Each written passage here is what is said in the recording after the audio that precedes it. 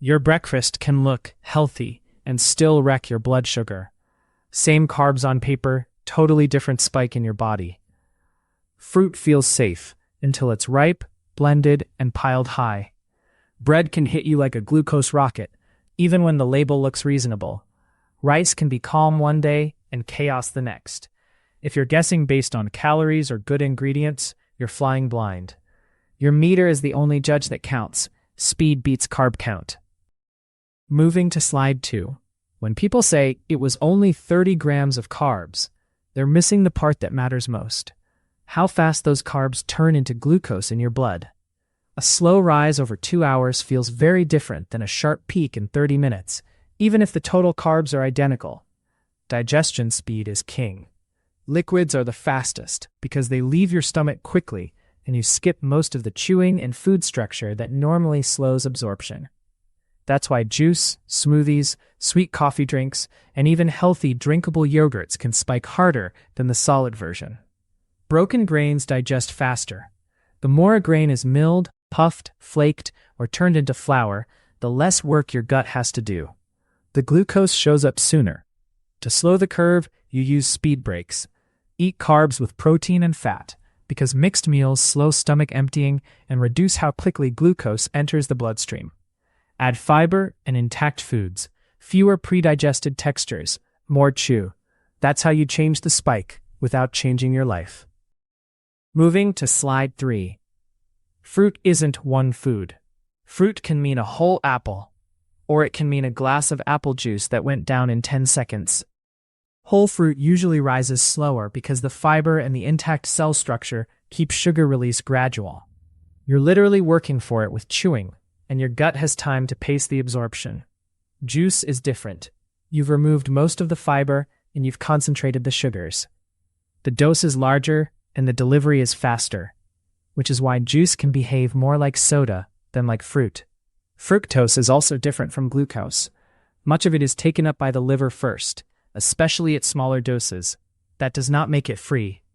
Large, fast doses of fructose, like juice or big smoothie bowls, can still push your overall blood sugar higher because fruit also contains glucose, and because your liver can only process so much at once. Ripeness matters. A very ripe banana tends to spike more than a greener one because the starch has converted into more available sugars. Portion still matters. 2 cups of fruit is not the same as 1. Fruit can be a tool or a trap, depending on the form and dose. Moving to slide 4. Bread has a shortcut. Flour is basically a grain that's already been broken down. That means less chewing, less structure, and faster access for your digestive enzymes. White bread is usually the quickest because it has the least fiber and the finest grind. If you want a gentler curve, make the bread earn its place. Choose denser, higher fiber options and watch how you personally respond. Sourdough sometimes helps because fermentation can change the starch and acidity, which can blunt the rise for some people, but it's not magic. Toppings change the curve more than people think.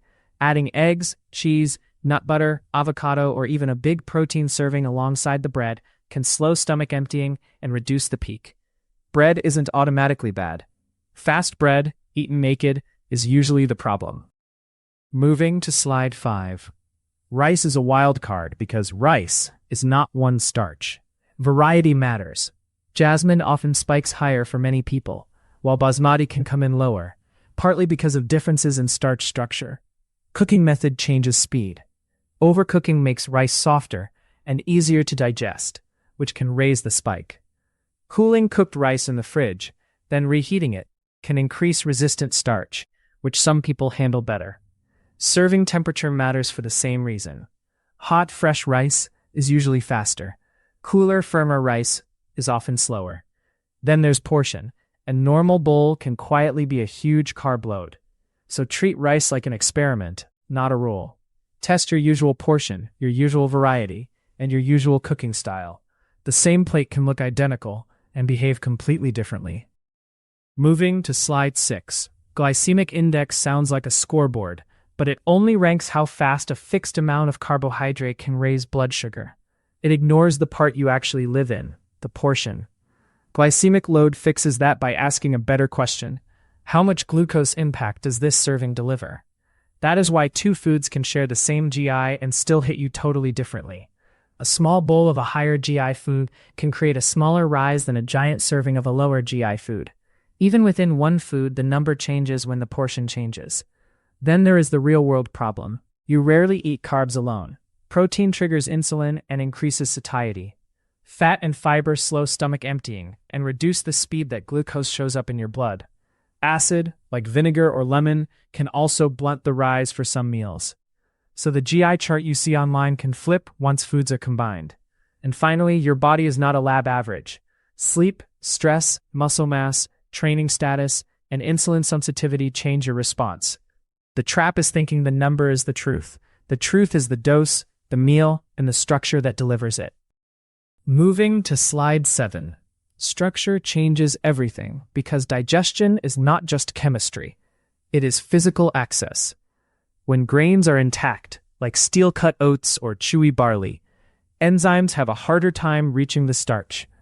That slows digestion and usually lowers the glucose rise for the same grams of carbs. Now take that same food and break the structure. Grinding flour removes natural barriers and creates way more surface area. Mashed or pureed foods behave similarly. A baked potato can be one thing. Mashed potato is often another. Even overripe bananas tend to digest faster than firmer ones, partly because the starch is already breaking down. Chewing is your first break.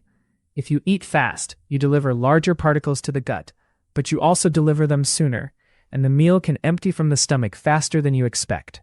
Slowing down and chewing thoroughly helps regulate pace. Viscous fiber is another structural tool. Think oats, chia, psyllium, beans.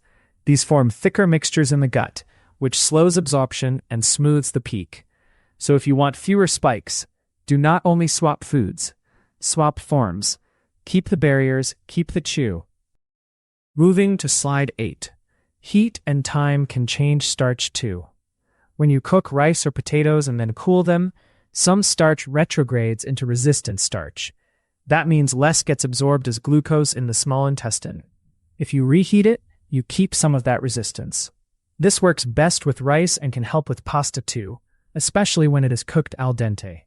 If you overcook into mush, you lose some of the benefit. Sometimes your best move is just cooking once, cooling, then eating later.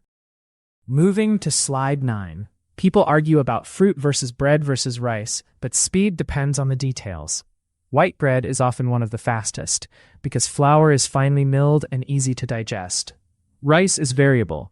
Sticky short grain and very soft cooked rice tend to spike more than firmer, longer grain or parboiled types. Whole fruit is usually slower than bread, because it comes with water, fiber, and intact cell walls. But juice is different. When you remove most of the fiber and pre-break the structure, juice can raise glucose very quickly, sometimes faster than bread. And your meal decides the final order. Add eggs, yogurt, nuts, or beans, and the ranking can shift. Think less about which carb is good, think about how fast it can get in, and what else you pair with it. Moving to slide 10. 5 things reliably amplify spikes.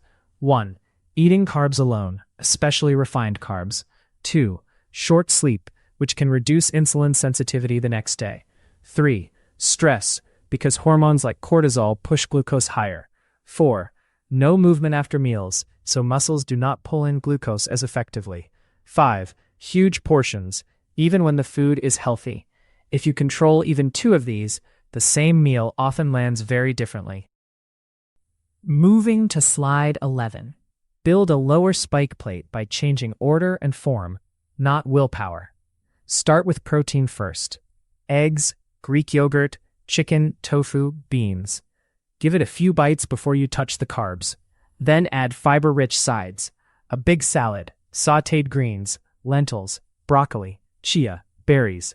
Fiber slows how fast glucose shows up in your blood, so the same carbs can hit softer. Next, choose intact carb forms. Whole oats beat instant oats. Whole fruit beats juice. Potatoes with the skin beat mashed.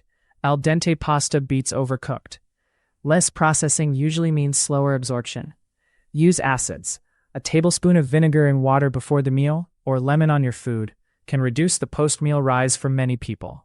If you have reflux or ulcers, Skip the vinegar and use lemon on the plate. And keep portions honest with rice and bread. You do not have to ban them. You just need them measured, paired, and eaten in the right order. Your plate is a strategy, not a debate. Moving to slide 12.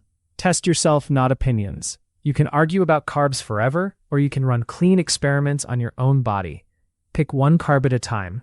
For example, jasmine rice today, sourdough tomorrow, oats the next day. Do not change 3 things at once. Keep meal size constant. Same protein, same veggies, same fat, same sleep and caffeine if you can. Only the carb changes. Use a fingerstick meter or a CGM, but be consistent.